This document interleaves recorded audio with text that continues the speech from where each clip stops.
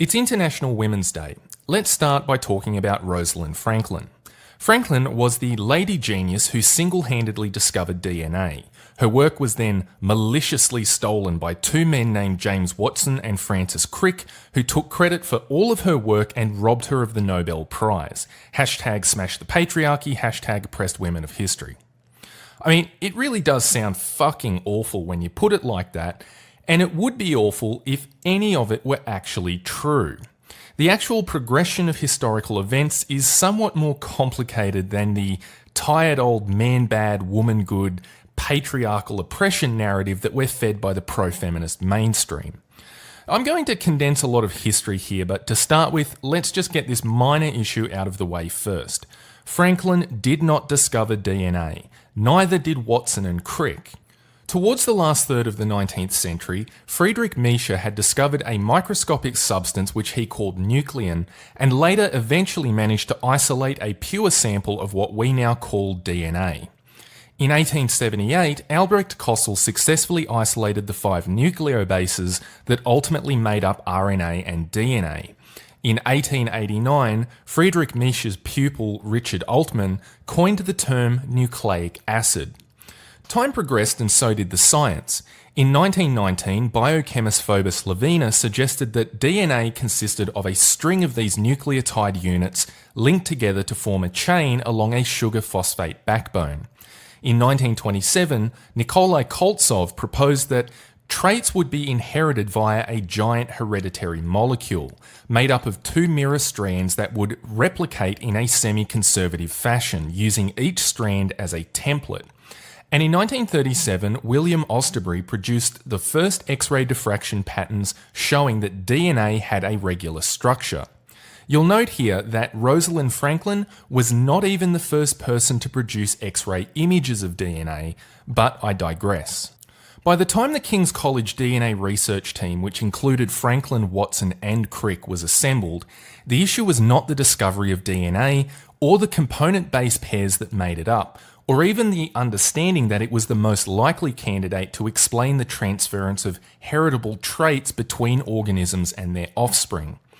What they were working towards at that point was a fully fleshed out functional model of the giant hereditary molecule itself. Watson and Crick started working on their model together in late 1951, meaning that by early 1953, when fellow King's College researcher Maurice Wilkins committed the professional faux pas of privately showing Watson a high-quality X-ray diffraction image from Franklin's lab, infamously known as Photo 51, Watson and Crick already had a theoretical, albeit flawed, working model of DNA. To the extent that their work was based on her findings, they did not simply up and steal her shit. Photo 51 helped them to adjust the working model that they had already been developing for over a year and a half. And despite this professional faux pas on the part of Wilkins, as well as the less than amicable professional relationship between Watson and Franklin, their research and development did not happen behind Franklin's back. It was in fact Franklin herself who personally told Watson and Crick that based on her X-ray diffraction images, the sugar-phosphate backbone of the nucleotide chain had to be on the outside of the helix, not the inside.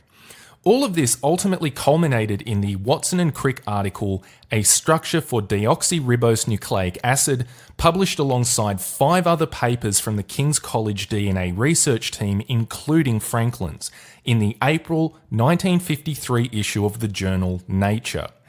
In that publication, Watson and Crick's article made direct references to Franklin's article, citing it as some of the experimental data that underpinned their theoretical model.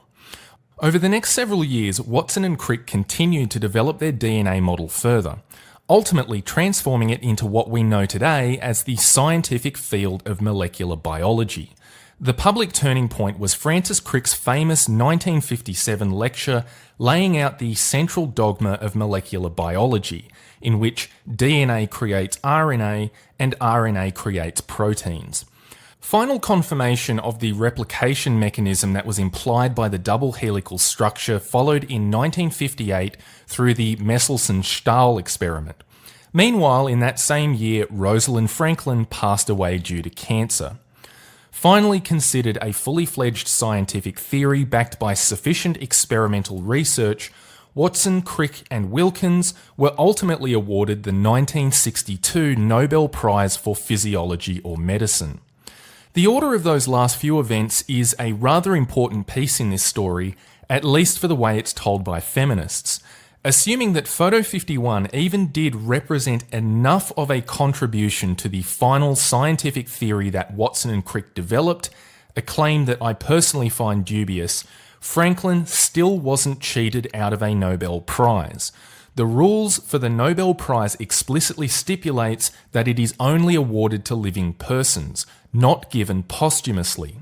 It was undoubtedly Watson and Crick who spent a decade developing the theoretical model for DNA, as well as the whole new scientific field of molecular biology.